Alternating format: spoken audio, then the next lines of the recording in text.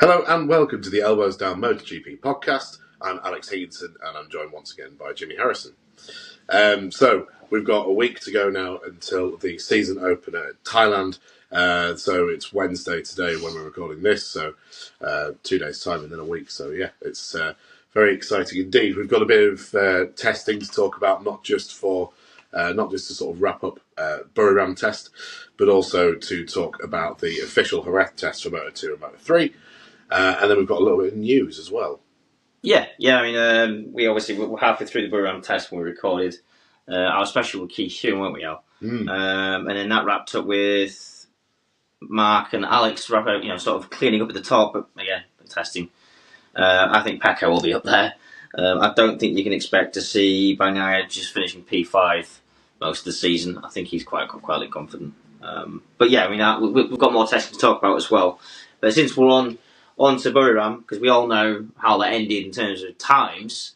A lot of people were bigging up Yamaha after Sepang, and I was saying, I think you as well, let's just wait until after Buriram. Let's just have a better idea, because there's a lot. They had to shake down. They had 3 days extra than a lot of other manufacturers in Sepang, and they didn't have that luxury in Buriram. And the track isn't exactly a Yamaha track, so we'll see. They weren't crazy bad when you look at the times. P8 for Quartararo. He spent most of last year in P8. Yeah. At best. So we'll have to wait and see. They did gain a lot in testing. We know 8/10 is a lot, but again, it means sod all when it comes down to the race weekend. It really does, because it's you think about P8 as well. I mean, we saw John Zarco there a lot last year in P8. It's not necessarily meaning that anyone's improving. So I think the important thing that we need to think about when we go into the season opener is to not think, oh, the Yamaha's a lot better, because it might be a bit better. The Honda might be a bit better. Both factories seem to be very optimistic about their approach and what they've achieved in testing. But it's not. Yeah, it's very difficult for us to sort of ascertain what's going on until the first practice session on the weekend. Yeah. But this is the thing. Is the frustrating thing about testing, especially for us doing a podcast, is that it's very hard to pull anything from testing because you don't always know what they're testing. You don't know if they're doing full tank race simulations. You don't know if they're just mucking about with different parts. And if you remember last year, one of Fabio Quartararo's grievances with Yamaha is that every single session, every single weekend, they were slinging something else at him. They were giving him a new aero package, all sorts of stuff, that was getting on his nerves. So he felt like he never really got to know his machine. Also, of course, the big talking point is that we've only seen Jorge Martin for 13 laps of the pre-season testing, and that's mental, especially when you think about his teammate Marco Bezzecchi, who is Jack Appleyard was saying that he is his golden boy for pre-season testing, which is I don't think Jack's wrong saying that. It's like it's seriously impressive what the Aprilia, especially that Aprilia have basically started from scratch to a point where their engine doesn't fit in the chassis because they've got a completely new chassis. Yeah. So that is massively impressive from Bez, isn't it? Yeah. I mean, this is the track we go to for the first race, so it's not. I mean, these settings that will have been obtained, if someone's at a sweet spot, it'll be still going to be there on the old floppy disk in a few weeks. The old floppy disk. But yeah, I mean, we don't know who was sandbagging, who was testing new things. I mean, Joe Mir in P6, you could argue that did he put, is that a time attack lap? Yeah. I mean, even to the media, you don't know if they're telling 100% the truth. Because not that other manufacturers are listening and think, oh, he said that, we can do this. There's not enough time now. This testing schedule was stupid this year. It really is. If we had testing in early Feb or late Jan, and then like a test at the end of Feb, and then a mid-March race, these manufacturers would have had time to tweak things and change things. But because they haven't, Ducati are lumbered with, we haven't got time to tweak the 2025 engine, for example, now. Yeah. So they're stuck with, they've decided, obviously, as we all know, the 2024 engine. But it seems that a lot of the aero might be the same as well. But eventually it will be it's a hybrid of both, really. The tweaks for the GP25 are basically Davide Tardozzi said they're basically internal stuff that you can't necessarily see. Electronics as well, and suspension. Yes. So electronics and suspension is really the only thing that's changing on the 25 Ducati. But yeah, they've homologated the GP24 and the GP24's engine and chassis, but it's basically just suspension and electronics that we're looking at for the new bike.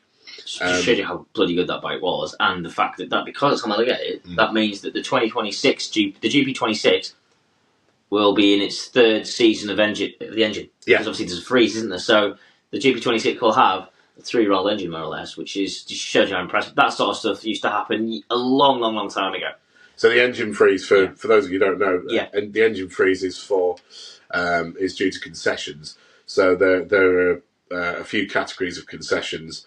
The only factories at the moment that are outside of that aren't performing well enough and therefore get concessions. Enough concessions. Enough concessions to change their engine are Yamaha and Honda. But the rest of the manufacturers, so all the European manufacturers, basically the 3 manufacturers, they will have an engine freeze from the start of this season onwards. So whichever engine they homologate for the 2025 season, they will also have for 2026 until the regulation changes for 2027. Yeah, I mean that's a good point, actually. Very good point. I mean, if Yamaha can, I'm under the impression Yamaha can develop their current 1000cc M1 all the way to the end of this year and next year. Yeah, I'm pretty sure they can. Which means, that'd be hilarious if they stole the last 1000cc championship. But I have my doubts. There is still talk about the Yamaha V4, isn't there? Yeah. Which I still don't know how that's going to work in a way, because if you're going to develop a V4, sure, you just now, if they let's say they get a few podiums early first half of the year, and they're developing this engine still, they might as well. Are you going to develop a V4000 for 1 year before you have to develop a V4 850? That's a really weird, expensive decision to make, to be honest with you. But yeah, I can't wait to see what tests, because they're doing testing all the time, these Japanese manufacturers. Yeah. I reckon we might only be a month away from it's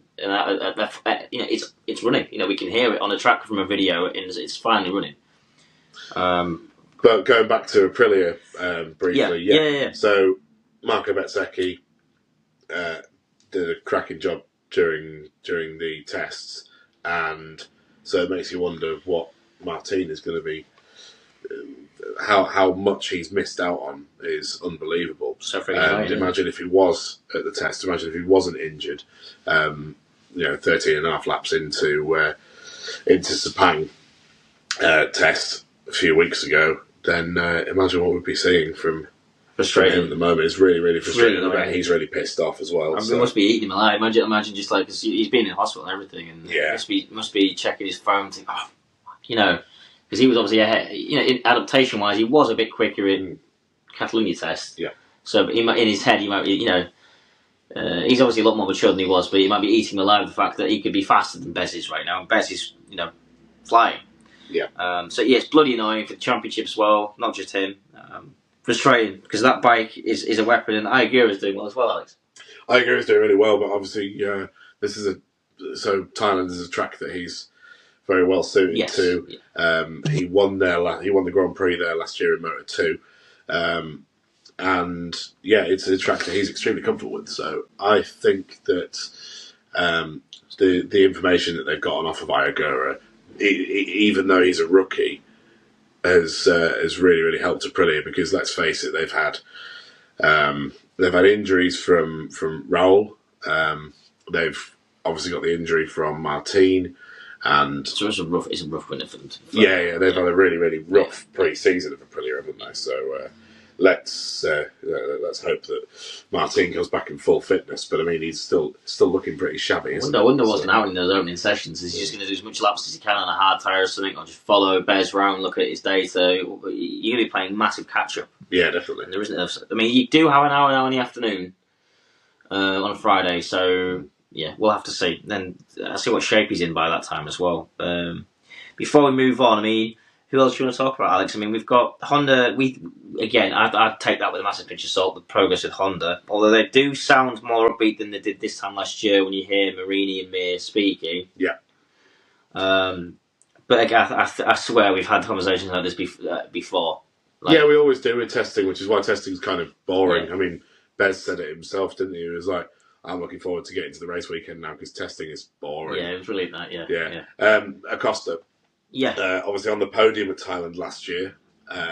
And yes, yeah. so I think we can expect something good from him. He seems to have found something. I know the rest of the KTM riders are all sort of and Pedro are all sort of saying that we're not quite there yet. You know, it's not complete. Which we've heard that before. Yeah, we've heard that before. And then they made a step, but we'll see. I just hope they keep. But Bastianini is really struggling with the KTM. I think out of all four KTMs. Bastianini's struggling the most, and that's not just looking at his times. He said that himself. He's like, I think Anea said himself, my riding style doesn't suit the KTM. So I think we're going to see a huge step back for Enea Bastianini this year, which is a shame because we love him and he's great. He's got a great personality.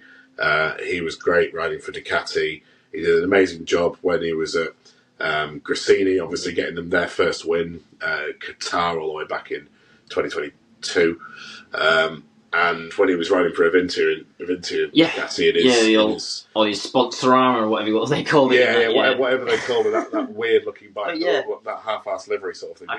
But he provided us with some incredible battles in his rookie season as well. So I'm really, really hoping that now he's on his second manufacture of his MotoGP career.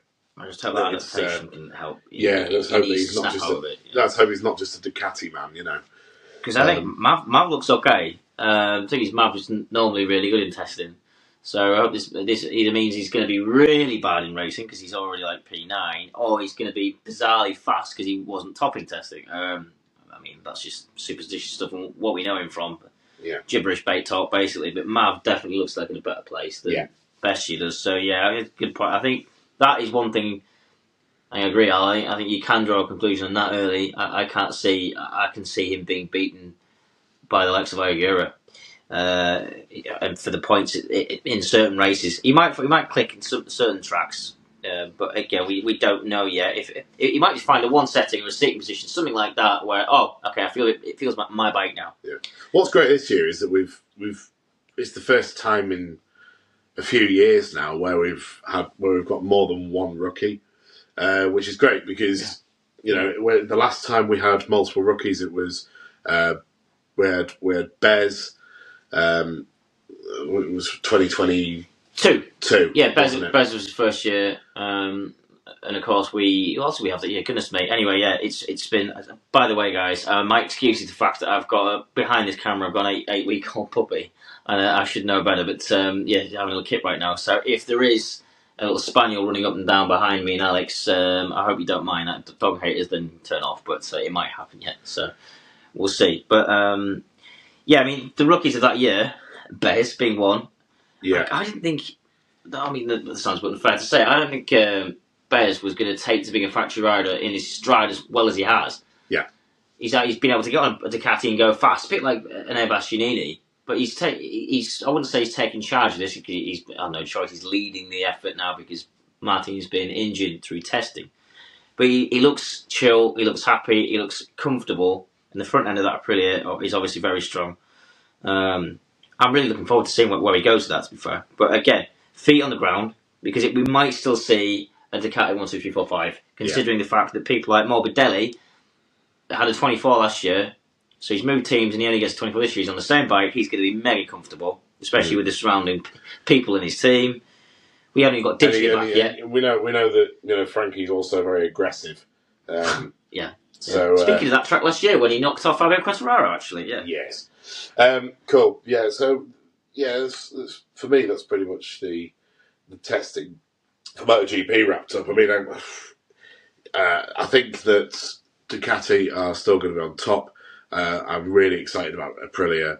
I'm worried about KTM, and I'm excited about Yamaha. And I'm just sort of a bit. I'm just a bit. But with Yamaha and Honda, I'm just a bit. I think I'll believe it when I see it. Yeah, same. Yeah, so it wouldn't surprise me if Jack does that thing where he's bizarrely in the top 3 in the first opening laps because of his stupidly good starts. But then he had the KTM for that, I know, which isn't good at starts. But him and Oliveira, I'm happy that they're at Pramac. That makes me feel. It's almost like a safe feeling that 2 very experienced riders on those Pramac bikes. So we'll have to wait and see. Oh, one of the things that everyone seems to be struggling. Well, not everyone, but a few of the manufacturers seem to be struggling with is rear end chatter. As we're so used to hearing about, especially with the Yamaha. Fabio was saying last year that the Yamaha on the exits of corners was just a nightmare chatter-wise. Just couldn't get any grip with the rear tyre. We've seen a lot of these, what they call salad boxes, that are being trialled by, I think Aprilia trialled 12 one, and we don't even know if Honda did. Yeah, mass damping. How much it actually changes at all? But obviously, the Ducati have used it since the best part of 10 years now. Yeah, since 2015, they've had that box on the back. But and then the Aprilia's he's got these antennas. He's sort of now it's a lot cleaner at the back of the Aprilia now. If you want to look at the looks, I think it is the best looking bike actually on the grid right now. But yeah, away from that, I think that's pretty much it. As you said. I think we can safely say Chantra's going to have the hardest year. I would say personally, that bike out is now Chantra not being a massive title threat ever really Moto2 apart from 1 win, 2 wins, maybe 2 wins. But Somkiat, one of the nicest guys, I just think he's going to really struggle this year. I think the highlight of his year will be the first round, and that is I think that's also going to make his year that much harder because you start off on a high, and then the rest of it because he's in front of his home crowd, and we've seen people do amazing stuff in front of their home crowd that wouldn't usually eat up from it. Yeah. So he's won in front of his home crowd before. He came second in front of his home podium, crowd. Look, he could do something magical like, I don't know, get through to Q2 and then they go berserk for that, or put a soft tyre in at the end of a session and get in the top 5 or something like that. And that could be one of his highlights. So it sounds like being hard. Just being realistic, folks. To be fair, it's going to be really hard for him. The likes of other rookies, Fermin Aldeguer, I think he's going to have it a lot easier being on the GP24. I think his maturity though is going to be a key though, because if he starts binning it because he's getting good, he could rack up a hell of a bill for Grassini. Yes. So that's good. I'm going to be looking at his crash count very closely. And made me laugh the other day, actually, that thing with him and Mark. You see that? Yeah, it's like you're an idiot. Yeah. Cool, yeah. So, briefly touch on Moto3, because to be honest, there's not really much to talk about Moto3, because we've had the Jerez test, which we're currently on day 2 of. I think they've just wrapped it up in the last... I think they're out for their last run about now. Early afternoon session, Yeah, the early afternoon session. It's happening right now, isn't it? So. Yeah. So combined times for that, we're looking at the Spanish the Spanish Cup haters are going to hate it, but the top 6 riders in the the top 6 riders in the combined standings are all Spaniards. That was yesterday. It was insane, wasn't it? But to be fair, by the way, people that are new to this pod, especially on YouTube, and obviously we're on Facebook now, as we spontaneously made last week. These riders are there because they're fast. When you come to Rookies Cup, a lot of they only pick a couple when another 3 Spaniards were fast enough to go in faster than a lot of other riders from other countries, but they don't want to take all these Spaniards in. Yeah. But they'll just go to CEV and kick ass there anyway because they're just fast.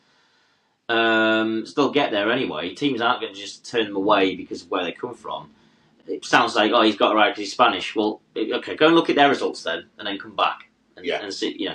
But it is. But then that's the justification. At the same time, it is almost frustrating when when's the Japanese contingent going to get involved? Where's Scott Ogden going to get involved? You've got Cormac McCann from New Zealand.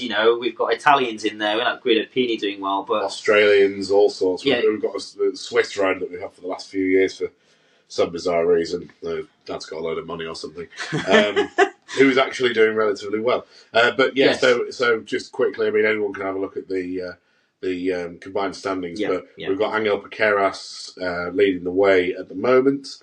Then we've got two rookies. We've got Maximo Quiles and we've got Alvaro Carpe for CF Moto Aspar and Red Bull KTM IO respectively. And then so the IO bikes are a 3-4 at the moment. Yeah. Then we've got a couple of Hondas. So Adrian Fernandez, so both Leopard bikes basically, and Almanza. And then we go to Japan. We've got Yamanaka, which is of course, yeah. Yeah, we saw Yamanaka making some moves last Sorry, year. I can't say his first name still, so... Will you say? Yeah, I can. Yeah. Oh, so no, I'm not going to say. It's just like why you say, but it's Ryu say. Rose. I guess. I mean, correct me if I'm wrong. We'll get there. Apologies, folks. But yeah. Whatever. Everyone's got mental names, and there's some that are completely unpronounceable. It took me years to figure out what on earth Senna Aegis' name was, but we've just about got there. I mean, imagine when Quattararo came on the scene, everyone would just be like, "What is that name?" Yeah. Anyway, Scott Ogden for us Brits, he seems to be making some relatively major inroads on the KTM. Obviously, he's been on Honda for the last few years with MLAV Racing Team and their various names. With various title sponsors. He's looking good. He's looking good. He's confident. Yeah. There's two riders there off the top of my head that are visually looking at clips and obviously and times look more comfortable. And that is Pequeiras, who looks almost straight away like a title contender. Immediately. I mean, look, we've lost three riders that were title contenders last year to Moto2. So yes, the order moves up a bit. Of course it does, and obviously you put Pequeiras was probably going to be favourite anyway. He looks more comfortable on the KTM, and Scott does as well on the KTM. Yeah. So CIP Green Power. I mean, we've never really seen anything from CIP Green Power since Kelso, maybe. Since Kelso, yeah. I think we've been some good names there in the past, though, hasn't there? Really, a lot of riders have taken. There's been a fair few decent riders going through that team, maybe just for a stop-off season, and then. There's Ricky Rossi, and then no depth feelers there at the moment. Darren Binder's been there, pretty sure, once before as well. There's a fair few, established Moto3 names have been there. So we'll see, man. Yeah. Obviously, as well tomorrow. Yes. Yeah, so we've got, and that's all day. Yes, yeah. Both categories. Yeah, so Moto3, Moto2, the last day of testing, their pre-season ends at the end of tomorrow in the afternoon. So I mean, there's a few other rookies in there. We've got Guido Pini. Who's the Argentinian guy again? Oh, Valentin Peroni. Oh, yes, of course. Yeah, I mean, he's been savage, hasn't he, in Red Bull Rookies as well. So yeah. And, of course, we've got the sort of almost last-minute entry for the seat that nobody wanted at MLAV Racing, which was taken by Marcos Uriarte. I say it's a seat that nobody wanted. We've got the greatest respect for Michael Laverty, but it's not exactly the most competitive package. And since Scott Ogden left, and obviously Josh Watley left middle of the way last year to race for Cardoso Racing in World Supersports, so it's. Was it Cardoso? Was it CEV? Was it anyway? He was fast. Oh, sorry, God, no, it's European Moto2. Yeah, but he was quick though. So yeah, all the best to Josh. But yeah, I mean that team is. I mean, hopefully they get technically more organised as well. But yeah, brand new, two new riders. Yeah. Well, technically, I mean, I know Eddie O'Shea did a few races last year. Don't know where I got World Supersport from. Brain fart. Yeah, so we've got Eddie O'Shea and Marcus Uriarte in the British team this year.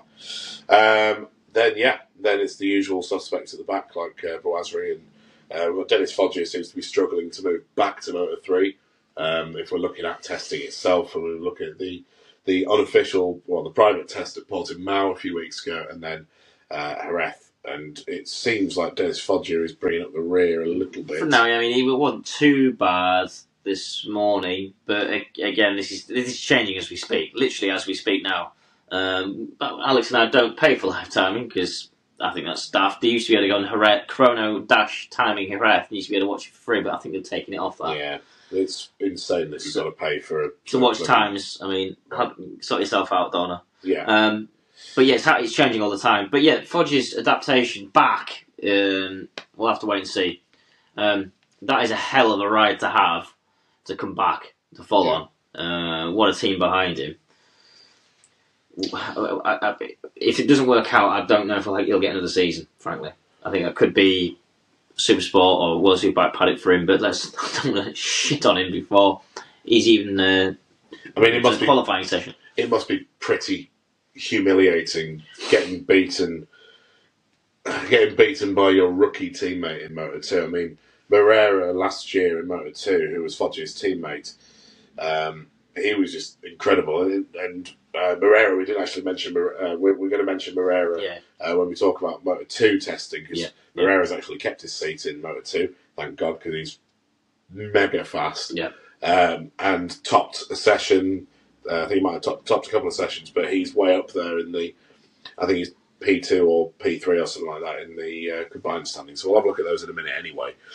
But yeah, it must be pretty embarrassing to be a Moto3 World Championship runner-up, move to Moto2, have a pretty unsuccessful year in Moto2, then get a new teammate from Moto3, move up the following year, and then get beaten by them. Yeah. So not an easy time Dennis Foggia has had. Anyways, move on to Moto2 then, seeing as we were kind of getting on to that. So, so I've put a few questions down, a few talking points for us. Yeah. Everybody seems to have the same answer when you say, who do you think the Moto2 World Champion is going to be?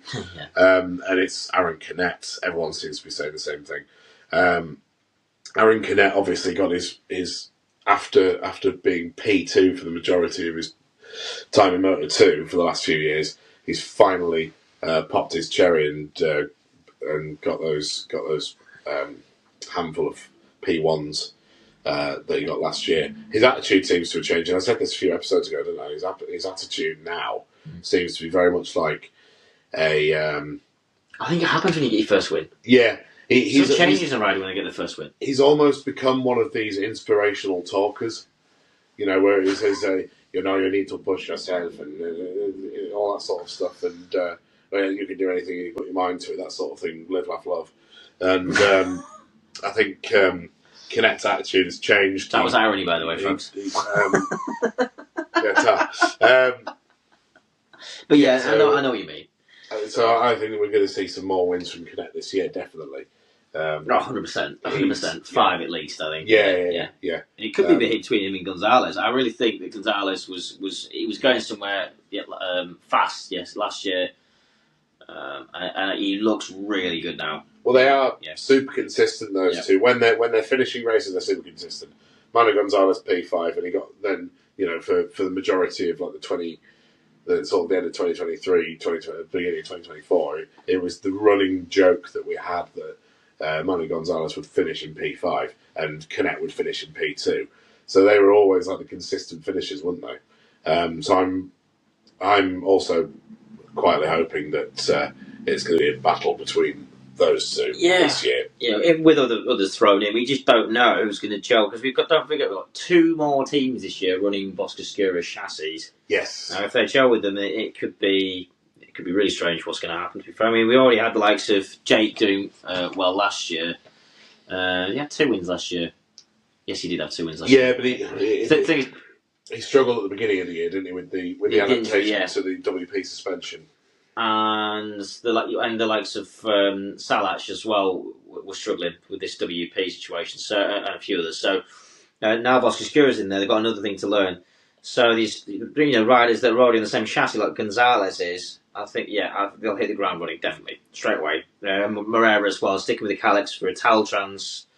Which that's just for some reason that livery's flashing to me. The Taltrans is still a great livery, by the way. It is. Probably just changing subject there, but yeah. Well, we did actually have some notes, didn't you? You wanted to talk about? Well, we did. Our favourite liveries that we've seen this year for Moto2 teams, Pramac Yamaha liveries. Oh. Yeah, the Moto2 one, with the Arbolino and the 14, it was fantastic. Yeah. It's so simple, but it just works really nicely. And intact GPs as well. Yeah, because they've lost the Husqvarna sponsorship that they had. Yeah. And it's gone back to its old Dynavolt days, but with more black. The Dynavolt days where it was very great. You remember? Schrotter, I was about to say Schrotter. Yeah. Schrotter's 2022 That livery stayed the same for livery. ages because I think before that it was Cortese as well. So yeah, that looks, but this looks it looks really good. It looks really I don't know why it reminded me of Darth Maul for some reason. I don't know why. Black and red. Yes, that makes loads of sense, doesn't it? But yeah, no, that's Gonzalez and Sanagis, and then the Blue Crew Yamaha team of Arbolino and Blow Crow. Long story, but yeah,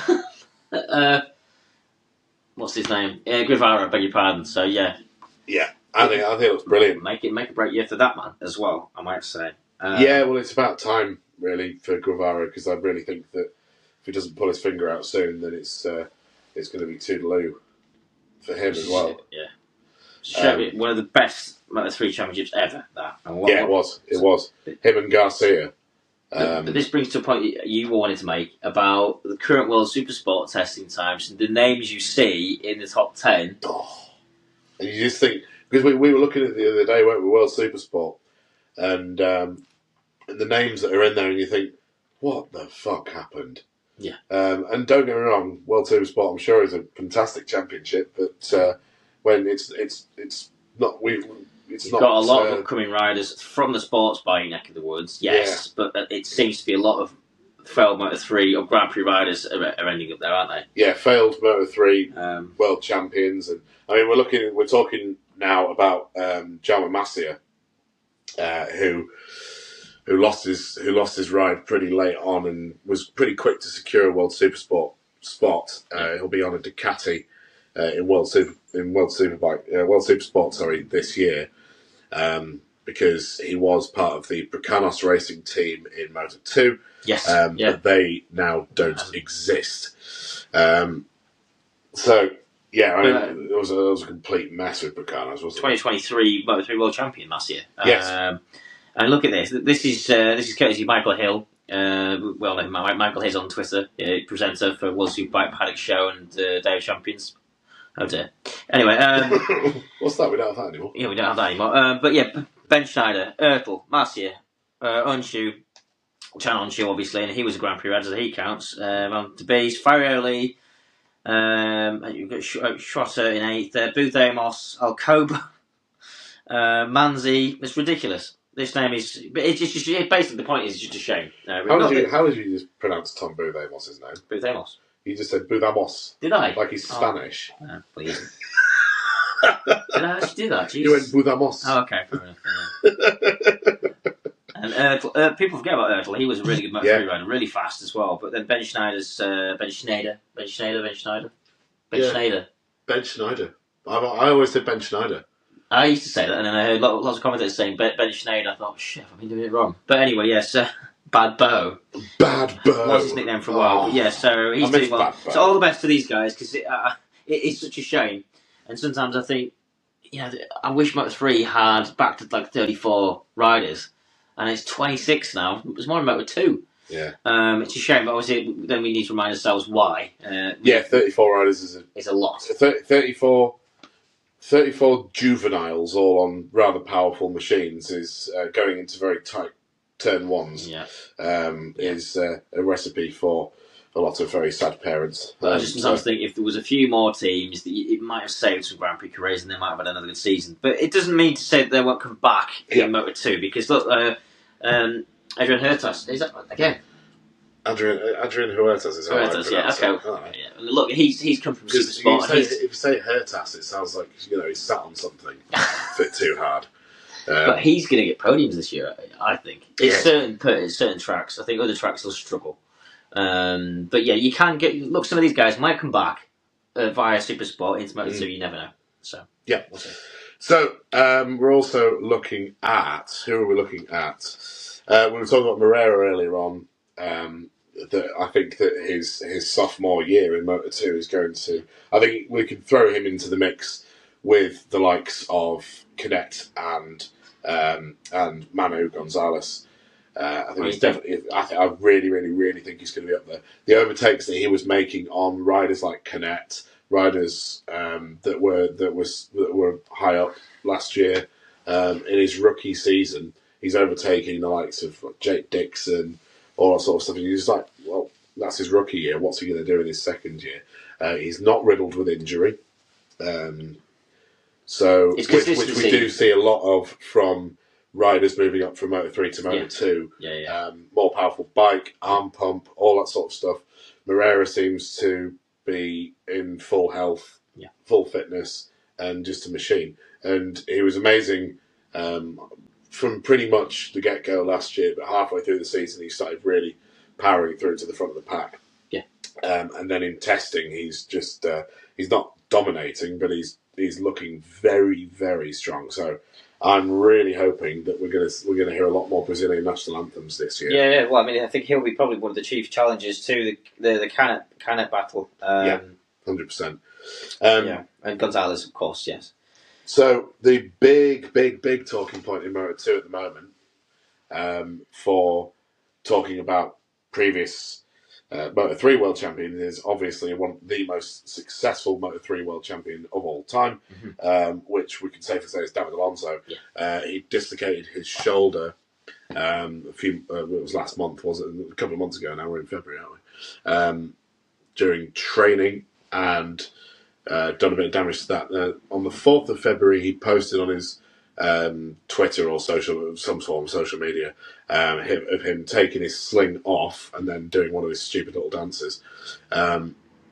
So but it was only a few weeks ago, really, when you think about it. And people that have dislocated shoulders take a long time to recover. Sam Lowes, 2023, in Moto2. Remember when at Silverstone when he dislocated his shoulder and broke bits of his shoulder off? We saw him on the Thursday, didn't we? And then we didn't actually see him on track. Well, we saw him go past once on an outlap, I think. Yeah, he went past once on an outlap, and then his first flying lap, I think he binned it into farm, or it was farm curve, wasn't it? Like that, yes, it was, yeah. And then we basically didn't see Sam Lowes. In fact, we didn't see Sam Lowes for the rest of the season, did we? Until I think, what year was it? Because I swear we saw him we saw him ride around for the last time at Silverstone. 2023. So that was 2023. He came so out, it was 2022, correct, sorry. yeah. It was 2022 when Sam Lowes injured his shoulder. It doesn't really matter anyway now. Either way, Silverstone obviously being in August, and then we basically didn't see Sam Lowes. He came back a couple of times and was like, "Nah, this is too much." After dislocating his shoulder pretty acutely, so we didn't really see any results from him for the rest of the season. He was replaced by Senna Aegis. So fingers crossed, Alonso's isn't as bad as Lowes' 2022 shoulder dislocation, because otherwise we won't be seeing him for a while. But he looks like he's back in good health, and he looks like he's been put back together pretty well. But I mean, that's two huge targets. Two of three world champions, Jimmy, are injured at the start of the season. The only one is Ayagura that's not injured. Yeah. We've got Jorge Martin. No one's actually said it that way, have they yet? No. But it's a very good point. Ayagura is literally the only fit champion. Yeah.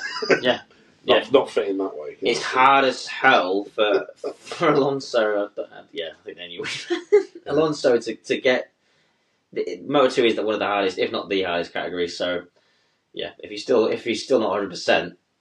It could be wild. I think it'll happen. It will happen though. He'll gel. I can't imagine a world where he falls into the same lackluster performances as Guevara, let's say, who was someone we thought would be better than Raul Fernandez was in Moto2. Sorry, MotoGP. Because obviously Raul Fernandez was someone who got to Moto2 and was just fast immediately, almost won the championship over Remy Gardner. I thought we'd see something very similar from Guevara, who was an impressive Moto3 champion. So I thought, well, Alonso is a bit different here because he's injured, so it's going to distort what we really know about his potential until he's embedded into the bike, which he is testing as we speak, but this injury as well. So I think he'll get podiums, whether in a race. Yes, this year. What do you think? I don't think so. You think it's going to be that hard for him? Yeah. Yeah. Okay. I think he's going to struggle. No wins for Alonso. Just looking at his testing, I think he's still struggling. I think he's still struggling with his shoulder. Yeah. So yeah. Anyway, Nicky Io's squad good to look at this year. Dennis Onchu. Where was Dennis? This bloody thing doesn't work, Jimmy. Anyway, Dennis Onchu is doing pretty well, and obviously he's got a very strong former Moto3 teammate. Let me word that better. He's got a very strong teammate who's moved up from Moto3 to Moto2 this year. In Colin Vire, which I think is going to be I think that out of all of the riders to move up from Moto3 to Moto2, I think definitely at the start of the season, the most impressive will probably be Vire. He's that bit taller than the other riders, heavier, and he's fast. I'll have to say, he looks like he's struggling now, but it might just be Jerez, just beneath the bike. But yeah, he is tall. I mean, Onchu's looking good. Look, you can look at his data, it might be quite relevant to him, being similar size, maybe. Yeah. I won't hold my breath on that one. I think you'll see Alonso doing better, quicker than he. Yeah, I'm just on about the first part of the season. Yeah. No, it's good to have contrasting opinions. To be fair, even if you weren't, but I just think he'll struggle more than Alonso in the long run. But I'm happy to be proved wrong because he's got the best team Moto2, arguably, or one of them, and Onchu's going to be a good person for a reference for him. And of course, flying the Dutch flag. I just can't wait to see if he gets to MotoGP what that's going to be like. Mate, God. Imagine. Jesus. Who was the last Dutch rider? Jurgen van der Gerberg, do you reckon? Yeah. Father of Zonta, of course. So, if that happens. We're going to have two Dutch riders in. We did, didn't we? Because we had Bad Bo and Zonta at the same time, and now they've binned Bad Bo off. We're going to have Vire as well. Old Cole. Yeah, big Colin. So I think we're almost done with Moto2. I wanted to talk briefly about Joe Roberts. Do we reckon that he's going to have the same impressive start of his Moto2 season as he did last year before he was injured? No. Do you not think? No, because the Pirellis now, we've got all the data. The teams know what they're like. The riders, the established riders that aren't rookies know what these, the Pirellis are different in Moto3 slightly, obviously. But the knowledge is there. The riders know how the Pirelli works now. So that early advantage of being slightly faster at adapting, that Roberts did well. I don't think he's going to have that this year. Again, I could happily be proved wrong. Looking at these times from this morning, I don't know if Joe's even going for a time attack. We don't know how it's going to be at all. Because his teammate is P9. And Joe's sometimes he can outperform Marcus, but other times Marcus can ride circles around him. So we'll have to see. That team's very strange. They can be really fast one day and nowhere another. They were a whole team that weren't at the private test that brought him out. I've seen a few people on Reddit and Twitter saying what's happened with American racing, and they didn't post any timings until a bit later on. Well, we only spoke today, wasn't it? We did Ramirez. Because when we started looking at the up-to-date times a couple of hours ago when we were looking at notes and stuff, they hadn't posted any times for either rider. In fact, the riders weren't even on the.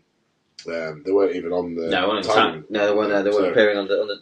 We were thinking where they're not got transponders on or something, but no, they are there. They're in Jerez. So yeah. Also, Moto2, Alex. Ortola gets missed, doesn't he? Being a rookie. Yes. Another tall rider. We'll have to see where he goes because obviously, I think he's a dark horse. Everything he does is a bit of a dark horse. I think he'll get ignored a bit because everyone will be looking at Alonso in terms of rookies, Moto3 rookies. So we'll have to see. But we need to keep an eye on him and Holgado as well. Cause it's a generation of Moto3 front runners that have moved up, which is back to what we were saying earlier on about Moto3 being a bit strange this year, and some of the established riders left that were mid-pack. Might now be at the front. Now I've seen that before in Moto3. And some of the riders that I was really excited about have moved up to Moto2. So it's sort of starting from scratch again, isn't it? Yeah. You know, it's riders like Colin Vire that got me sort of very excited about Moto3 because it was nice to have not just, a lot of Italians and Spaniards doing really well. It was nice to have, you know, obviously the Colombian who's Yeah. and a Dutchman and all that sort of Really stuff. good, yeah. And we had Sasaki obviously a few years ago. Sasaki, as well. yeah, absolutely. Well, so yeah, I think that pretty much wraps up the old thing. But yeah, my prediction for the world champion is difficult. I really think that I don't want to say Canet because everyone else is saying Canet. I think you're right. I think he will win a good amount of races this year. I also think we'll see Moreira win his first race this year. And I think and the rest. I think I think the title battle is going to be between those two and Manu Gonzalez. Yeah. No, I guess boringly enough, I'll second that. To be fair, I don't see anyone else. I mean, the likes of your Aegis will show signs, maybe a podium here and there. Your Arenas, who's always in 7th or 5th, or able to get a podium when there's something happening. Arenas will be there. Dixon will have a really good race and do nothing. Yeah, another really one, good race. Yeah, crash another, win one, crash another. I hope I'm wrong because his personality is fantastic. But well, careful how I say that. And we've also got people like Vietti now on a Boscoscura, now at the speed up team. Now he could be a dark horse. Well, he'll win at Assen, won't he? He'll win at what's it called? Austria, won't he? Yeah. You think so? I mean, Arbolino. You put him on a bicycle and they'll win at Austria. I think there's some of these Boscoscuras that people are getting used to, like Arbolino, Guevara. There's new teams, Pramac team. They're on Boscoscuras. If they gel with them, they could be winning races. We don't know yet. I don't know off the top of my head, remember, but I'd love to be able to see the times that Ayakura was doing with Garcia early last year. Yeah. How faster they were compared to 2023 when they're still on Calixes. But, well, wait, so there's another day tomorrow, so it's weird. This is the only day we could record. Ideally, it would have been tomorrow, but I couldn't make it. We would have wrapped up the end of Moto2 Moto3 testing, which we'll probably do a final bit on our preview. Jesus, that'll be next week. Yeah. Our season preview will be next week. Just a bit clear on the day yet, but anything else, Alex? Yeah, we just wanted to briefly touch on something that you picked up on in the news yesterday. Is when Silverstone put out their ticket advert, it says the Tissot Grand Prix of British Grand Prix, Tissot British Grand Prix, Tissot British Grand Prix. So we're so used to seeing it being the Monster Energy Grand Prix of Britain, and so it's annoying because that it's 2021. I was looking this up actually this morning.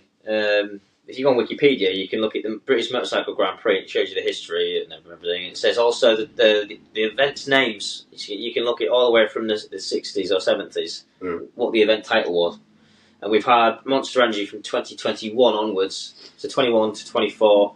And that arena, if you've ever been to a Grand Prix like Catalonia, a few other races, Catalonia have done it. I think Le Mans had Monster Energy. Silverstone, there's a monster arena with stunt shows, drifting, music, lots of pretty girls. Yes. It's putting it lightly. Your dad's going to be gutted. He's not going to want to go. He's not going to go to Brno, which hasn't got a sponsor yet, so we'll see. Yes. You never know. We might get the Monster Energy Grand Prix Brno. Fingers crossed. Oh, that would be great. But yeah, so we've got the Tissot British Grand Prix. Tissot British Grand Prix. What's going to happen? Are they just going to get some motocross riders and jump over a load of watches? Or race the watches. Oh, mine's faster than yours. Oh, no, wait, that's a bad thing. That's not good. Maybe it's like the first ever Tissot clocks and they can just jump over them. Yeah. But yeah. Or they can, play hockey with clocks. I love that. Frisbee. But yeah, that's not good because that gave everyone something to do in between the sessions that you wanted to see. And you'd get a lot. By the way, if it's your thing, even if it isn't, as much free Monster as you want. And if you have had a heavy night before, it's very helpful. It's very helpful, and it's just a good vibe, and it just matches the MotoGP event. And to Silverstone I don't know. Well, look, the Elman TT has a lot of monster presence, and it's the same time of year. I think that's got something to do with it. Either that, or they're pulling the plug because there's not enough people, or it's not. Well, then again, the bar's always heaving with people getting free Monster. But it will be because they're English people and they all want free stuff. I mean, 4 seasons they had it. That could be that's actually quite good. A lot of even if it's massively successful, that's term ended. That's our job in the British Grand Prix has been done, and time moves on. There may be a bit of that, but it is a shame for Silverstone because it's already declining the numbers. So Ryan, who comes on the show, he showed me it last night. Someone found it when they were trying to book tickets online. So hats off to I think Darren for that. So yeah, well done, well seen. Just a crying bloody shame. Do you reckon they'll give out free Tissot watches? Yeah, definitely. Yeah. There'll be a whole bar where they're just like, here's a new watch. Or Tissot caps or I don't know. There'll be a big stand, won't there, for watches nobody can afford. What if they have Tissot girls? They're all Swiss. That'd be fine. Yeah. There you go. Someone's saying if you're listening. Probably not.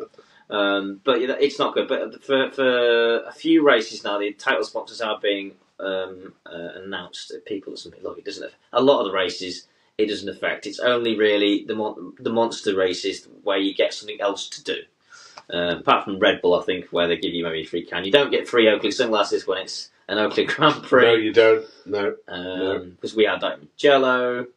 Yeah, but anyway, rant over. Alex, you're not going anywhere, so you're not bothered. I'm not going anywhere. So. I think I'm probably there, but we'll have to wait and see. But anyway, next week preview. Yeah, next week preview. And one thing that we didn't do during our pre-season thing was talk about our trip to Brno and all that sort of stuff. But we will do. We mentioned it at the start of the Q&A, didn't we? Yes. We're going to do that, but yeah, there'll be about 5 of us going, and we'll be there for more or less a week before. So yeah, that's going to be mega. Yeah, it's going to be great. And I've been learning Czech as well. So a lot. I can do this for you. It's going to be great. Anyway, folks, we will we'll talk about the end of this test next week. In case anything massively changes and someone's drastically moved up the order tomorrow, we'll have to wait and see. In the meantime, I'm really hyped. I can't wait now. I'm starting to get really excited. No, it feels a bit weird though, don't you think, Al? Having to get up really early for the first race of the year. You feel like you should have a beer in hand and you should be... I will have a beer in my hand because I've managed to get the day off. And I have as well, actually. Have you? I have, yeah. I didn't tell you this, actually, folks. No, I managed to get it off. Oh, yes. We'll have a roast, won't we? We'll go to the Acon and have a Sunday lunch. Fantastic. Okay, that's so. Remind me to book that in, by the way, because otherwise it'll... Yeah. So that'll be good. So, yeah, I might have a morning beer. That's it. I don't even drink that early Christmas Day. It was really funny. So my wife's birthday is the day before the Sunday. So when I said, I've booked the Sunday the 2nd of March off, she went, oh, brilliant, you booked that off for my birthday, have you? And I was like, yes, I've booked it off for your birthday. Oh, by the way, there's a MotoGP race on the... So like, oh, that's why you booked it. I was like, yeah, Shannon's not that stupid, but yeah. Yes. Indeed. Right, anyway, Al. Yeah. I think we're about done for this week. We have, yes, and so as we say, we'll be back for a season preview next week, hopefully with Dog. Yeah, and I think we've got. You guys might remember Keelan McNamara from the host for Bad MotoGP Memes. Used to work with Leo from Bad MotoGP Memes. I think he might be joining us. If it's an evening, he might be joining us. But if not, he said he loved being on with us, and he would love to do many pods this year. And Keelan's obviously worked for Dorna as well. Massively knowledgeable person. Great guy. So he'll probably be on with us quite a few times this year, whenever he can and whenever we're all free. Yep, spot on. Right, so we'll see you all again next week. Thank you very much for tuning in and listening and watching to us. And thank you very much. National Dano. Thanks, folks.